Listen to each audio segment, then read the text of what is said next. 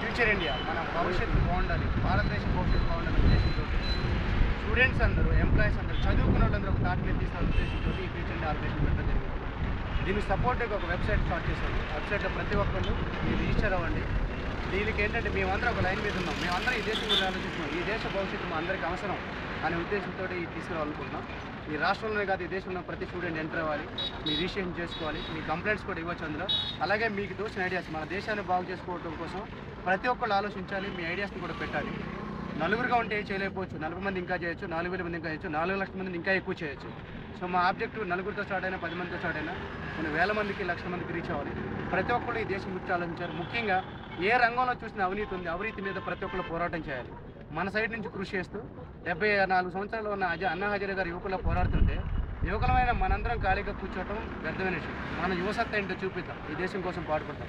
ఖచ్చితంగా future India ద్వారా India future బాగుంటుందని నిరూపిద్దాం. మీరు రాబోయే కాలంలో చేయబోయే యాక్టివిటీస్ అని చెప్పగలుగుతారా?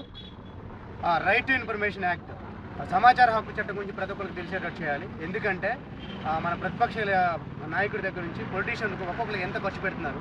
ఫర్ ఎగ్జాంపుల్ మన రీసెంట్గా ఒక తీవ్రవాది కోసం, మన సెక్యూరిటీ కోసం గవర్నమెంట్ ఎంత ఖర్చు పెడుతుంది, అదే పేదలు ఖర్చు పెట్టవచ్చు. అలాగే కొన్ని అవసరమైన ప్రోగ్రామ్స్, ఏం జరుగుతుంది గవర్నమెంట్ గురించి ప్రతి ఒక్కరికి ఏం జరుగుతుంది అనేది ఈ సమాచార హక్కు చట్టం ద్వారా ప్రతి విద్యార్థికి, ప్రతి చదువుకున్న వాళ్ళకి కూడా తెలియాలి.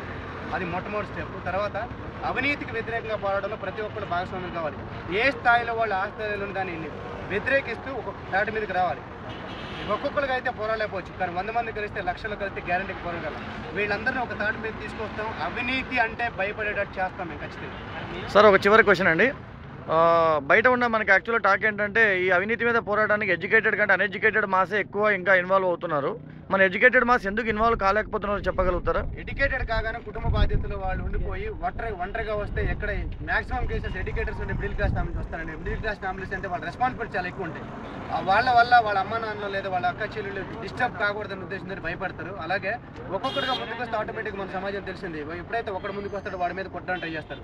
మంచి పని చేసేవాడిని ఆటోమేటిక్గా ఇనీషియల్గా ఎవరైనా ఆఫ్ చేస్తారు. అలా కాకుండా లక్షల్లో ఉంటే ఎవరు ఆఫ్ చేయలేరు. ఉప్పెన్లా పొంగుద్ది, ప్రతి అవినీతి పరుడు భయపడతాడు, అది మాత్రం guarantee. Okay, thank you sir.